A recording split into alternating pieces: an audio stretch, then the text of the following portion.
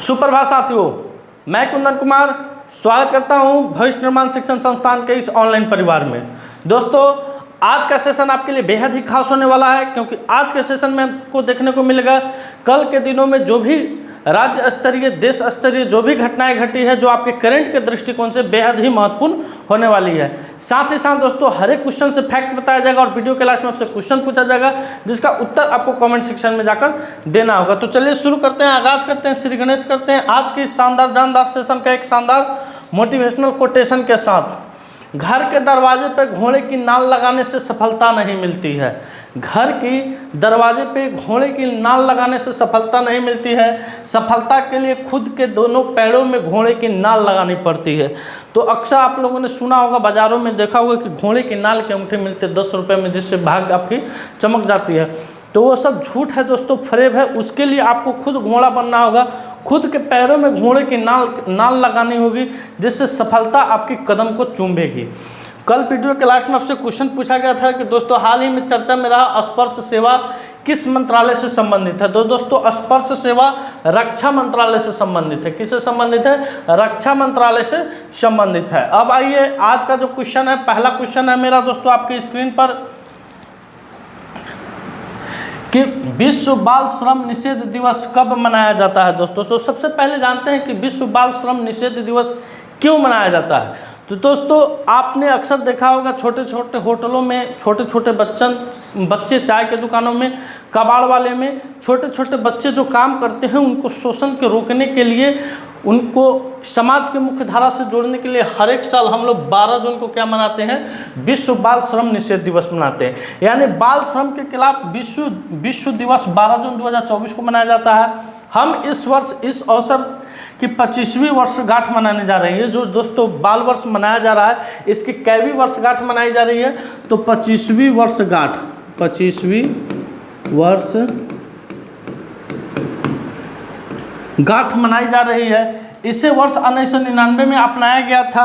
हर साल 12 जून को अंतर्राष्ट्रीय श्रम संगठन ILO बाल श्रम के खिलाफ विश्व दिवस मनाने के लिए दुनिया भर के भागीदारों के साथ सहयोग करता है। दोस्तों, ये दो क्वेश्चन है दोस्तों आपका 21 घंटा पहले यानी से लिया गया है, उसको भी वहाँ लिख दिया गया है। तो इसका करेक्ट उत्तर हो जाएगा 12 जून हो जाएगा। स्थापना इसकी कब हुई थी दोस्तों? 1999 में। ये अपना 25वां वर्षगांठ मना रहा है दोस्तों। अब आइए अगले क्वेश्चन की तरफ। अगला क्वेश्चन है आपका दोस्तों, जून माह का जो भी इम्पोर्टेंट दिवस है उसको यहाँ पे लिखा गया है। विदिन 30 सेकेंड में देखते हैं। 1 जून को विश्व दुग्ध दिवस, 2 जून विश्व तेलंगाना स्थापना दिवस, 3 जून विश्व साइकिल दिवस, 4 जून आत्महत्या के शिकार मासूम बच्चों का अंतर्राष्ट्रीय दिवस, 5 जून विश्व पर्यावरण दिवस। VVI क्वेश्चन दोस्तों। 6 जून को संयुक्त राष्ट्र रूसी भाषा दिवस, 7 जून को विश्व खाद्य सुरक्षा दिवस, 8 जून को विश्व महासागर दिवस, 9 जून को विश्व प्रत्यायन दिवस, 11 जून को दोस्तों अंतर्राष्ट्रीय खेल दिवस, 9 जून को अंतर्राष्ट्रीय अभिलेखागार दिवस। ये सारे दिवस है दोस्तों, इंपॉर्टेंट दिवस है, जिसको हम लोग क्या करते हैं जून माह में अभी तक मनाए हैं। जो जो आगे क्लास बढ़ता जाएगा यूँ उसमें दिवस जुड़ते चले जाएंगे। अब आइए अगला क्वेश्चन है आपके स्क्रीन पर दोस्तों कि हाल ही में भारत का अगला थल सेना प्रमुख किसे नियुक्त किया जाएगा। तो दोस्तों, लेफ्टिनेंट जनरल उपेंद्र द्विवेदी देश के नए आर्मी चीफ बनाए गए हैं। द्विवेदी मौजूदा सेनाध्यक्ष जनरल मनोज पांडे का स्थान लेंगे। तो ये दोस्तों कौन है दोस्तों? मध्य प्रदेश के हैं दोस्तों लेफ्टिनेंट जनरल उपेंद्र द्विवेदी जी। ये अब किसका स्थान लेने जा रहे हैं? तो मनोज पांडे, अभी वर्तमान में जो थल सेना अध्यक्ष है मनोज पांडे, उनका ये स्थान लेने जा रहे हैं। अब यहाँ से क्वेश्चन और बन के आता है दोस्तों कि अभी भारत के वर्तमान में रक्षा मंत्री कौन है? भारत के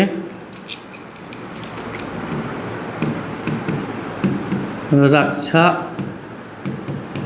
मंत्री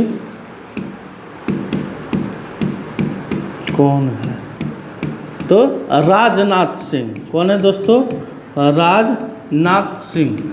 राजनाथ सिंह, इनका लोकसभा क्षेत्र लखनऊ पड़ता है दोस्तों। ये लखनऊ से, उत्तर प्रदेश के लखनऊ सीट से ये चुनकर गए हैं। और यह मोदी 3.0 कैबिनेट में दोस्तों ये लगातार दूसरा टर्म इनका रक्षा मंत्रालय का होने जा रहा है। इससे पहले ये 2014 से 2019 के बीच में गृह मंत्री थे। क्या थे दोस्तों? गृह मंत्री थे। और 2019 से अभी वर्तमान तक क्या है? रक्षा मंत्री हैं। रक्षा मंत्री है। तो इस क्वेश्चन का उत्तर हो जाएगा ऑप्शन नंबर 1 उपेंद्र द्विवेदी। अब बढ़ते हैं अगले क्वेश्चन की तरफ। अगला क्वेश्चन आपके स्क्रीन पर दोस्तों कि हाल ही में उड़ीसा के नए मुख्यमंत्री किसे नियुक्त किया गया है।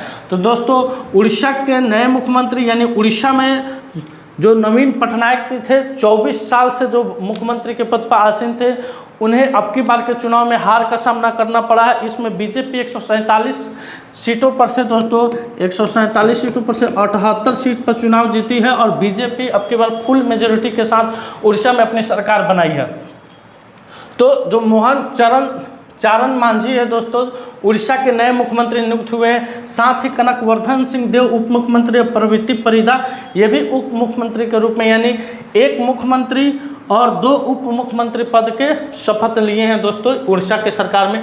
नवीन पटनायक का जो 24 साल का कार्यकाल था, 24 साल का कार्यकाल उसका क्या हुआ है, समाप्त हुआ है, अंत हुआ है। अब आइए अगले क्वेश्चन की तरफ। अगला क्वेश्चन आपके स्क्रीन पर कि आंध्र प्रदेश के मुख्यमंत्री के रूप में किसने शपथ ली है। तो दोस्तों आंध्र प्रदेश के मुख्यमंत्री के रूप में चंद्रबाबू नायडू और उप मुख्यमंत्री के रूप में पवन कल्याण, इन दोनों ने मिलकर शपथ ली है। अब आंध्र प्रदेश विधानसभा चुनाव में तेलुगु देशम पार्टी, भारतीय जनता पार्टी, जनसेना गठबंधन ने भारी जीत हासिल की है। यानी वहाँ पे 3 पार्टियां मिलकर चुनाव लड़ी थी। कौन कौन दोस्तों, तो तेलुगु देशम पार्टी, भारतीय जनता पार्टी, जनसेना गठबंधन पार्टी। 2014 में नायडू विभाजित आंध्र प्रदेश के पहले क्या थे, मुख्यमंत्री बने और 2019 तक इस पद पर रहे। वे 2019 का चुनाव हार गए और 2024 तक विपक्ष के नेता बने रहे। साथ ही साथ जनसेना पार्टी प्रमुख कौन है दोस्तों, पवन कल्याण है। ये पवन कल्याण अभिनेता भी हैं दोस्तों। भाजपा के वहाँ प्रदेश अध्यक्ष कौन है, तो दग्गू बाती पुरंदेश्वरी है। और आंध्र प्रदेश के राज्यपाल कौन है, तो एस अब्दुल नजीर है दोस्तों। अब बढ़ते हैं अगले क्वेश्चन की तरफ। अगला क्वेश्चन आपकी स्क्रीन पर आ रहा है कि ग्लोबल जेंडर गैप इंडेक्स में भारत किस स्थान पर आया है। ग्लोबल जेंडर गैप इंडेक्स में दोस्तों भारत किस स्थान पर आया है, तो भारत 2 स्थान खसीद कर 129 स्थान पर आया है। यानी विश्व आर्थिक मंच द्वारा जारी वैश्विक लैंगिक अंतर सूचकांक के अनुसार भारत 2 स्थान नीचे घिसट कर 129वें स्थान पर आ गया है। आइसलैंड ने अपना शीर्ष स्थान बरकरार रखा है। यानी आइसलैंड क्या है, टॉप पर है दोस्तों। दक्षिण एशिया में देखेंगे भारत, बांग्लादेश, नेपाल और श्रीलंका, भूटान के बाद 5वें स्थान पर है, जबकि पाकिस्तान सबसे निचले स्थान पर है। 2024 में ग्लोबल जेंडर गैप में 68.5% था, जो 2023 की तुलना में मात्र 0.1% कम हुआ है दोस्तों। अब आइए अगले क्वेश्चन की तरफ। अगला क्वेश्चन आपकी स्क्रीन पर है दोस्तों कि हाल ही में किस राज्य ने अपनी सिर्फ एक राजधानी रखने का प्रस्ताव की घोषणा की है। तो दोस्तों अभी आंध्र प्रदेश के द्वारा, माफ कीजिएगा, हैदराबाद के द्वारा अपनी एक राजधानी रखने की प्रस्ताव की घोषणा की गई है। आंध्र प्रदेश यानी आंध्र प्रदेश की राजधानी कहाँ है दोस्तों, हैदराबाद है। आंध्र प्रदेश सरकार ने, अभी आंध्र प्रदेश के बारे में कुछ फैक्ट है यहाँ पे दोस्तों, समझा देते हैं। आंध्र प्रदेश सरकार ने उच्च शिक्षा पाठ्यक्रमों के लिए IDEX के साथ साझेदारी की है। नौसेना अभ्यास मिलन का 12वां संस्करण विशाखापट्टनम में आयोजित किया गया था दोस्तों। आंध्र प्रदेश के मुख्यमंत्री ने सामाजिक सुरक्षा पेंशन को बढ़ाकर 3000 रुपये किया है और कृषि विपणन सुधारों में आंध्र प्रदेश शीर्ष पर रहा है दोस्तों। अब आइए अगले क्वेश्चन की तरफ। अगला क्वेश्चन है दोस्तों, हाल ही में भारत और किस देश ने स्थानीय मुद्रा निपटान प्रणाली शुरू की है। तो दोस्तों भारत और UAE ने, किसने, भारत और UAE ने स्थानीय मुद्रा निपटान प्रणाली को शुरू किया है। अब UAE तो दुबई दुनिया की पहली एयर टैक्सी सेवा शुरू करेगा दोस्तों। UAE ने आनंद कुमार को गोल्डन वीज़ा अवार्ड दिया है दोस्तों। भारत सरकार UAE में भारत पार्क बनाने की योजना बना रही है। भारत और UAE के बीच डेजर्ट साइक्लोन 2024 सैन्य अभ्यास राजस्थान के थार में आयोजित किया गया है। प्रधानमंत्री मोदी अबू धाबी में वापस हिंदू मंदिर का उद्घाटन किए हैं। दुनिया के सबसे बड़े सिंगल साइट और सौर ऊर्जा संयंत्र का उद्घाटन UAE में किया गया है दोस्तों। तो दोस्तों ये पिछले मंथ का यानी पिछले 6 मंथ का इसमें करेंट है। आपको 6 मंथ का जो भी इम्पोर्टेंट करेंट है उसको यहाँ दर्शाया गया है। इस मंदिर का उद्घाटन 14 फरवरी को किया गया था दोस्तों। अब आइए अगले क्वेश्चन की तरफ। अगला क्वेश्चन आपके स्क्रीन पर है कि हाल ही में कौन से राज्य केंद्र में विशिष्ट राज्य का दर्जा की मांग की है। तो दोस्तों आंध्र प्रदेश और बिहार ये दोनों राज्य केंद्र सरकार से विशिष्ट राज्य यानी विशेष राज्य की दर्जा की मांग की है। इस विशेष राज्य का दर्जा क्या होता है, इसमें क्या क्या सुविधाएं होती है दोस्तों, क्या बिहार और आंध्र प्रदेश को विशेष राज्य का दर्जा मिल पाएगा, इस पर एक बहुत जल्द मैं छोटा सा एक वीडियो आपके सामने लेकर आने वाला हूं दोस्तों।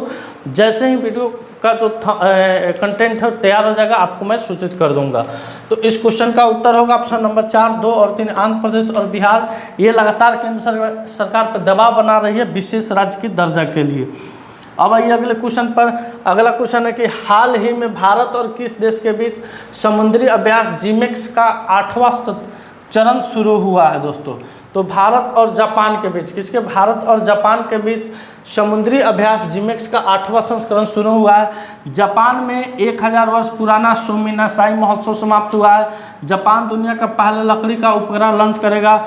जापान को समुद्र के अंदर ज्वालामुखी विस्फोट के बाद नया द्वीप मिला है। इसरो जापान की स्पेस एजेंसी की मदद से अगला चांद मिशन पूरा करेगा। जापान के याकोहामा में डांसिंग पिकाचू कार्यक्रम का आयोजन किया गया है। और 2022 में जापान की जनसंख्या दोस्तों 80,000 माफ कीजिएगा 8 लाख से अधिक घट गई थी। अब आइए अगले क्वेश्चन की तरफ। अगला क्वेश्चन है कि हाल ही में कौन सा यूनिवर्सिटी चोरी हुई 500 वर्ष की पुरानी कांस्य मूर्ति भारत को सौंपेगी। तो दोस्तों ऑक्सफोर्ड यूनिवर्सिटी जो 500 वर्ष पुरानी मूर्ति है, कांस्य की मूर्ति है, जो किसको सौंपेगी, भारत को सौंपने वाली है। तो आइए अगले क्वेश्चन पर, यानी अब वीडियो का लास्ट क्वेश्चन है कि अंतर्राष्ट्रीय डिजिटल शिक्षक ओलंपियाड 2024 में शीर्ष स्थान किसको प्राप्त हुआ है। तो दोस्तों इस क्वेश्चन का उत्तर आपको कमेंट सेक्शन में जाकर देना है दोस्तों आज का सेशन मेरा यहीं समाप्त हुआ। अगर यह वीडियो आपको अच्छा लगे वीडियो को लाइक कीजिए, शेयर कीजिए, चैनल पर नए हैं तो चैनल को सब्सक्राइब कीजिए। मिलते हैं आपसे अगले वीडियो में, तब तक के लिए धन्यवाद। अपना ख्याल रखिएगा, खूब पानी पीजिए, बेवजह घर से बाहर नहीं निकलना है। धन्यवाद दोस्तों।